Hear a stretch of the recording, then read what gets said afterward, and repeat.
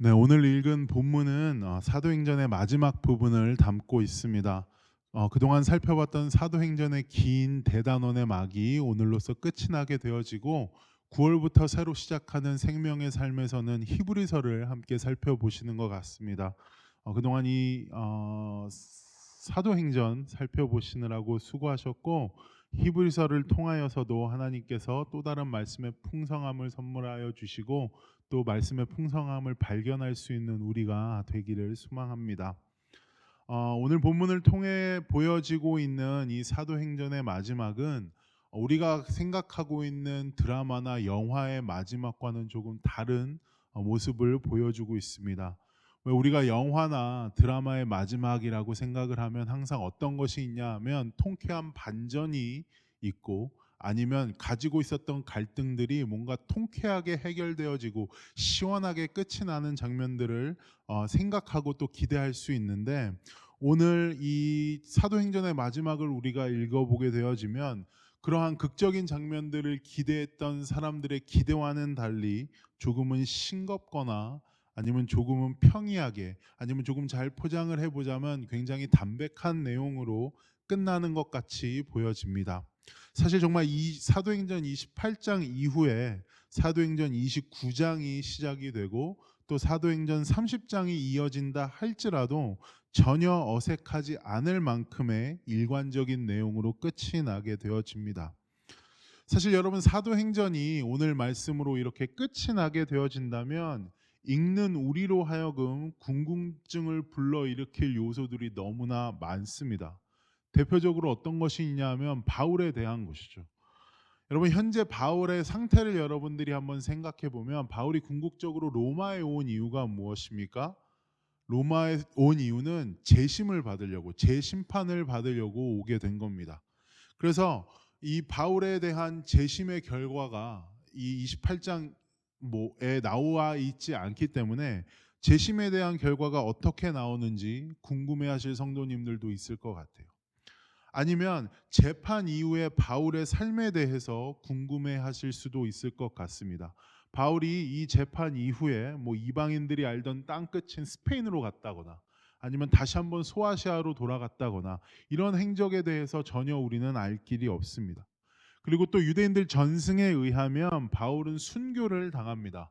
베드로와 같이 순교를 당하게 되는데 같은 방법은 아니고, 바울은 로마 시민권자였기 때문에 십자가형을 당하진 않고 대신에 참수형을 당해서 죽는다라고 전해져 있는데, 그렇다면 이 바울이 어떻게 죽게 되어지는지에 대한 이야기 또한 이 사도행전에서 조금 이야기해 줬으면 좋을 것 같은데, 그렇게 사도행전이 마무리되어지고 있지 않습니다. 사도행전의 끝은 바울의 삶에 관심을 두고 있는 것 같이 보이더라도 이 끝을 살펴보니까 그런 곳에 관심을 두고 있지 않은 것 같아요. 사도행전의 기록자가 누가거든요. 그러니까 사도행전의 기록자인 누가는 처음부터 이 바울의 삶을 조명하기보단 바울의 삶 안에 일관되게 보여지는 이 한 가지의 모습을 끝까지 강조하면서 이 사도행전을 마치고 있거든요, 사실. 그래서 그 모습이 무엇인지를 오늘 함께 살펴보고 오늘 설교를 마무리하고 함께 기도하는 시간을 가지기를 원합니다. 이 누가가 사도행전에서 마지막으로 그리고 있는 바울의 모습이 무엇이냐 하면, 오늘 본문 말씀 23절과 31절을 읽어보시면 쉽습니다. 23절과 31절 다시 한번 제가 읽어보겠습니다. 23절입니다. 그들이 날짜를 정하고 그가 유숙하는 집에 많이 오니 바울이 아침부터 저녁까지 강론하여 하나님의 나라를 증언하고 모세의 율법과 선지자의 말을 가지고 예수에 대해 권했다라고 이야기하면서, 바울에게 사람들이 많이 찾아오고 찾아온 사람들에게 이야기를 바울이 무엇을 이야기하는 것이냐 하면 하나님의 나라를 증언했고 예수에 대해서 권하였다, 그리고 모세의 율법에 대해서 이야기를 하였다라고 이야기를 하면서 어쨌든 자기가 해오던 복음에 대한 이야기를 했던 것임을 우리는 알 수 있습니다. 그리고 31절에 무엇입니까? 하나님의 나라를 전파하며 주 예수 그리스도에 관한 모든 것을 담대하게 거침없이 가르치더라. 그래서 31절에서도 23절과는 다르지만 똑같은 뉘앙스를 가지고 있죠. 하나님의 나라를 전파하고 주 예수 그리스도에 관한 모든 것들을 담대하고 거침없이 가르쳤다라는 것을 보면서 바울의 끝은 처음도 복음의 전파였고 끝도 복음의 전파였음을 우리는 알 수 있습니다. 23절을 보면 바울에게 사람들이 찾아오고 바울도 찾아온 사람들에게 자유롭게 이야기하는 것을 보아서 바울에게 자유가 있었구나라고 여러분이 생각할 수 있겠지만, 여러분 아까 제가 말씀드렸다시피 바울이 왜 로마에 왔냐 하면 재판을 받으려고 왔습니다.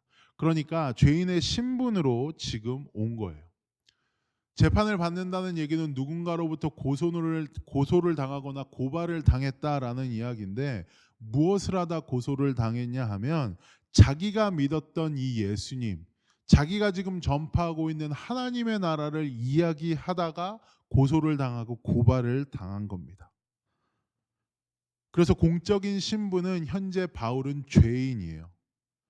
당시 로마 감옥에 사람들이 많이 있어서 바울 정도의 제목을 가진 죄인들은 가택연금을 할 수 있었다라고 이야기를 합니다. 그래서 가택연금을 당한 것뿐이지 바울은 아직까지도 판결을 기다리고 있었습니다. 바울에게 쉽지 않은 상황이었던 것을 우리는 알 수 있는 것이죠. 여러분, 분명 우리가 바울처럼 죄인이 되어지고 있는 상황, 우리의 처지가 쉽지 않게 되어져 있는 상황, 그것도 내가 믿는 것 때문에, 내가 정말 사랑하고 내가 정말 맞다고 여겨지는 이것 때문에 빈털터리가 되고 바울처럼 업신여김을 당하고, 아니면 정말 바울처럼 죄인의 신분이 된다면, 내가 믿는 것으로 인해서 내 처지가 힘들어진다면, 여러분 우리는 과연 바울처럼 행동할 수 있을까요? 우리는 분명 자기 연민에 빠지고 하나님 정말 나한테 이러시면 안 되지, 내 삶이 참 하나님 때문에 기구해졌구나라고 이야기를 하면서 복음을 이야기하기는커녕 그 복음 때문에 주눅들고 그 복음을 자랑스럽게 여기지 못하는 행동들을 저는 할 것 같아요. 하지만 바울은 달랐습니다. 여러분, 바울은 자신이 처한 이러한 물리적인 불편함과 어려움들이 하나도 자신이 믿는 하나님과 예수님에 대한 증언을 하는데 방해가 되지 않음을 알고 있었어요. 사람들의 시선으로 봤을 때 바울은 복을 받으면 안 되는 사람이에요. 복의 복자도 꺼내면 안 되는 사람입니다. 지금 처지가 어디만 가면 욕먹고 어디만 가면 매맞고 어디만 가면 감옥에 가서 도망가야 되고 이런 처지에 있잖아요. 한마디로 기구한 운명의 사람이었습니다.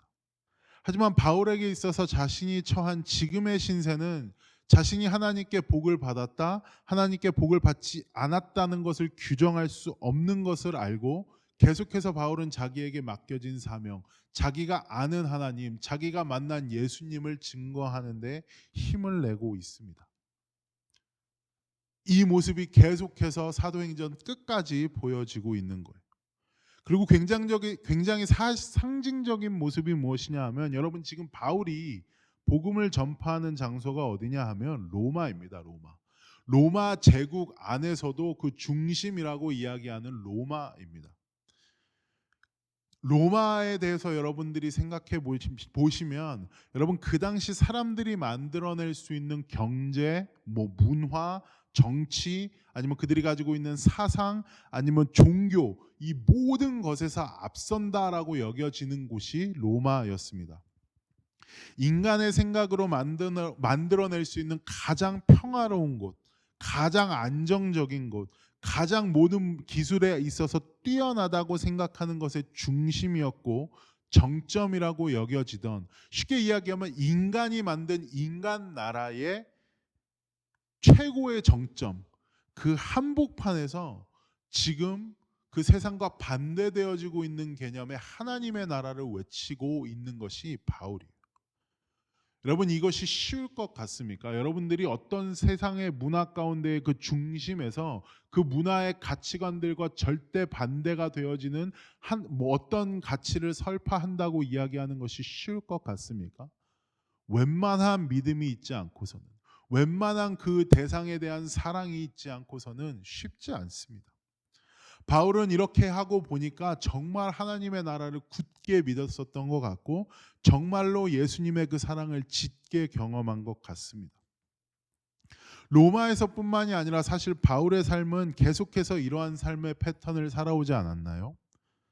바울의 이야기를 읽던 성도님 아니면 사도행전을 읽던 성도님이 저에게 이런 어떤 얘기를 하셨냐 하면 사도행전 읽기가 너무 지루하대요. 왜냐하면 그냥 바울이 같은 행동을 하는 것 같은데 그 같은 행동이 다른 지역에서 계속되니까.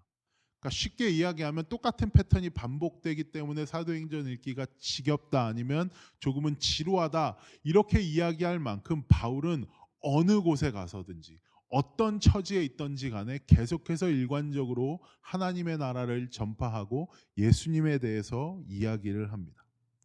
쉽게 이야기하면 바울의 상황이 편하고 아니면 바울의 상황이 편할 먹고 살만 할 때만 복음을 전했던 것이 아니라 정말 모든 상황 속에서 바울은 복음을 전했던 것이죠.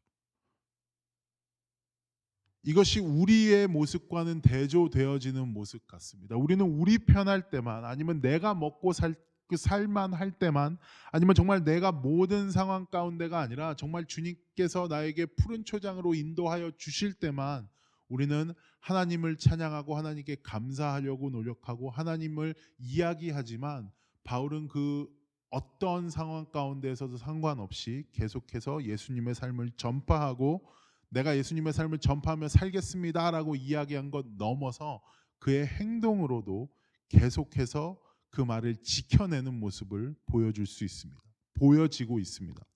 여러분 이 바울의 믿음과 고집스러우리만큼 지독한 그 복음을 향한 열정, 예수님을 전파하겠다라는 그 열정이 사실은 이 사도행전 전반에 있어서 아니면 사도행전이 마무리가 되어지고 있는 이 상황 가운데에서도 계속해서 나타나고 있는 겁니다.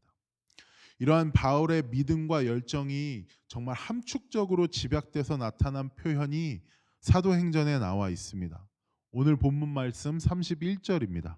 31절 제가 다시 한번 읽겠습니다. 하나님의 나라를 전파하며 주 예수 그리스도에 관한 모든 것을 담대하게 거침없이 가르치더라.